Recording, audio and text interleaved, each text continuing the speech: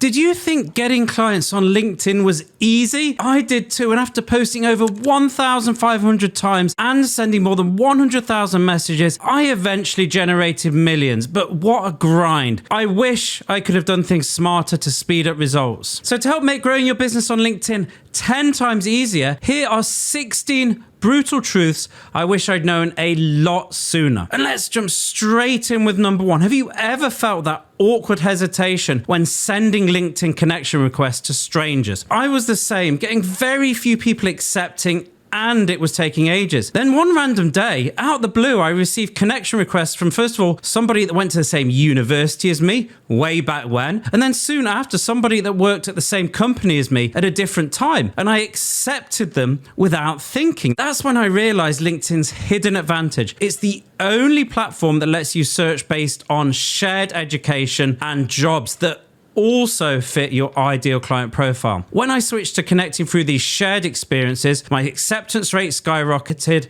I didn't feel awkward. Conversations flowed naturally. So stop sending cold requests and use LinkedIn's filters to find people with shared backgrounds. And lesson two, even when you do have these great connections, have you ever struggled to turn them into meaningful client relationships without feeling sleazy or the conversation going dead? For years, I made the same mistake to try and cultivate conversations. I'd ask questions or make requests from people I just connected with. Then I realized something obvious. In real life, I'd never ask a stranger to do something for me right after meeting them. So why would I do it online? When I shifted to treating LinkedIn connections like real-world relationships, focusing only on giving first, that's when everything changed. So instead of asking questions, start with something very simple like, hi name, great to connect. I'm looking forward to learning more about your work in your field or business, and then actually take time to understand them before selling.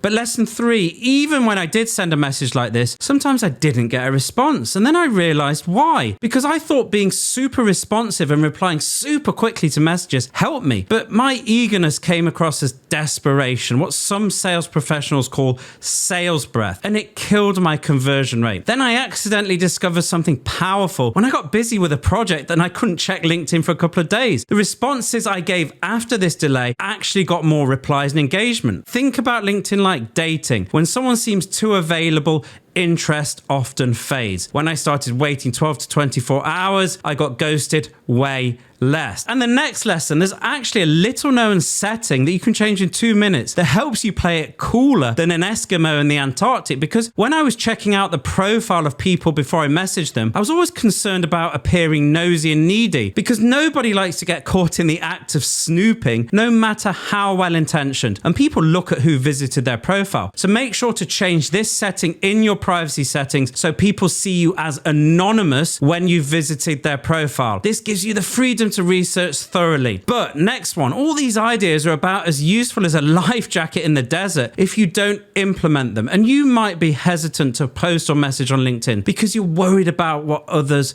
might think. And look, I was just like that. It's really common. And in fact, when I started my business, when I was a teacher, I once walked into the staff room to find all my colleagues gathered around a computer laughing at something. And as I got closer, I realized they were laughing at my first videos. I felt humiliated. But 7, almost 8 years later, I look back at that moment with gratitude. If I'd let their reaction stop me, I wouldn't have built the business and life I have today. Here's what I learned. When you get pushback or trolls, it's often a signpost that you're moving exactly the right direction. People's negative reactions usually reveal more about their own insecurities than about your content. So feel compassion for critics, understand their frustration, and do what you were going to do anyway. And once you overcome that fear, you'll want to make the most of your outreach, which brings me to my next point. You might want to know, with or without automation, if there is a best type of message that gets you sky-high responses all the time. Well, actually, there is, and it comes down to basic communication psychology, because the majority of communication is non-verbal. And when I started sending personalized video messages instead of text only, my response rate jumped through the roof. So use Loom. I'll link it below. We'll link all the resources below to record quick videos while viewing somebody's profile, so they see on the thumbnail you on their profile, and say something simple like, hi name, I'm on your profile right now. Scroll to prove it's real. I really enjoyed your post about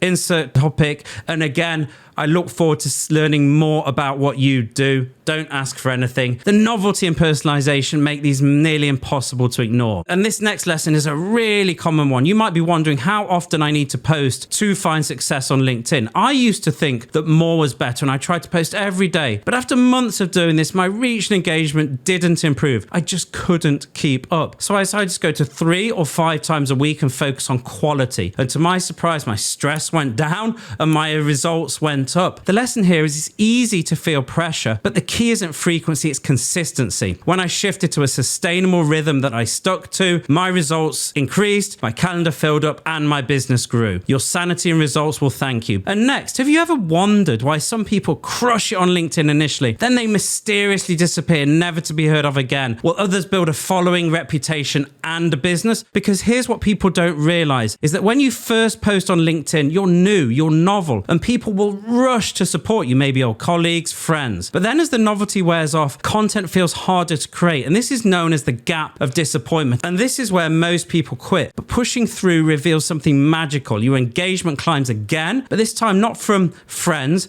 just from potential clients. So remember, when you feel like giving up, the initial spike was novelty, the later growth is sustainability. But I hear you don't have much patience and there are bills to be paid. And there's also another way to get in front of an audience really quickly on LinkedIn, even if you don't have one. How? And here's the thing, LinkedIn's algorithm isn't designed for going viral. They've even stated that in press releases, they prioritize showing your content to existing connections rather than new audiences. That means if you don't have a new audience, the fastest path for you is leveraging other people's audiences through strategic commenting. For example, if somebody has 100,000 followers and make a post, a proportion of those followers is going to see the comments that you make. But how do you do this commenting? I thought it was as simple as just sticking to the big influencers, like I said, but the best results actually came from somewhere else, because the problem is trying to comment on an influencer's post is just like trying to get time with the star of a rock band. Everybody's trying to do the same and you're seen as a follower and a groupie rather than a respected peer. When I searched LinkedIn instead for my ideal clients and filtered for recent posts, I found dozens of potential clients actively sharing content with not a lot of attention. By providing thoughtful comments on their posts, I wasn't just getting visibility, I was building direct relationships with decision makers, and within weeks I had multiple conversations that flowed naturally and turned into sales calls. But I hear you. What type of content will your ideal clients care about? Well, have you ever noticed how some LinkedIn content gets tons of engagement from the right people while others gets completely ignored? I used to fill advice-filled content. What do I mean by that? Things like a checklist or a step-by-step guide to do something, but that got zero response. Then I discovered something fascinating. While watching my 8-year-old son,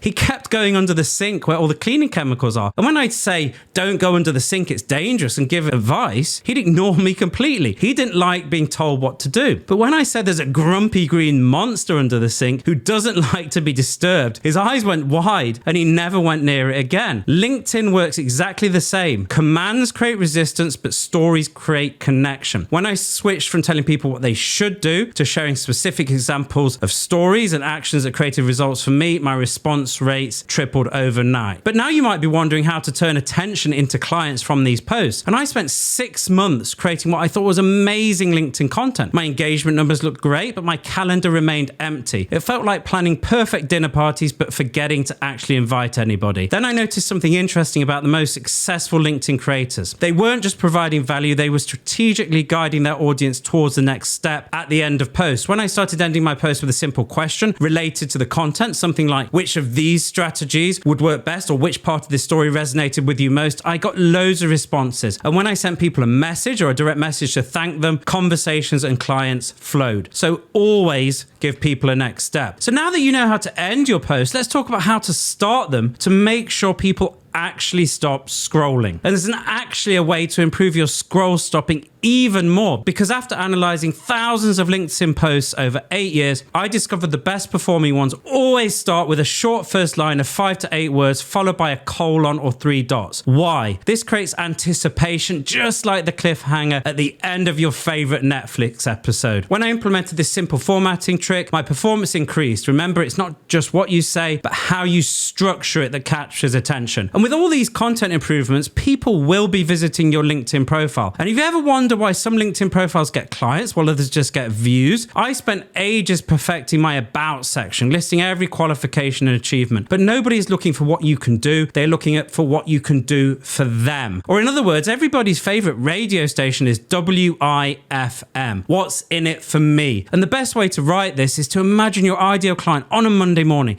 They get up, maybe they brush their teeth, maybe they drop their kids at school and they go into the office and boom, there in the inbox is a problem. Something like a staff member resigned, manager on the case. That is the problem you speak to. And the lesson here is your LinkedIn headline can be beautifully simple. I help, name your market, to solve Monday morning problem, and done. And not only that, there's another part of the LinkedIn profile that is massively underused. While everyone obsesses about writing what they do in the about section, I discovered the features section drives more conversions. This is prime real estate, often left empty or filled with random content. So when you get a good piece of content that performs well or a good recommendation back from the process above, immediately pin it to your features section. This shows visitors your best work right away and builds instant credibility. As a bonus, make sure it's got the vibrance and colors like we described below, and you will see an uplift in profile visitors that reach out. And this next lesson, it's a really important one. Have you been measuring the wrong LinkedIn metrics, or you don't know how to know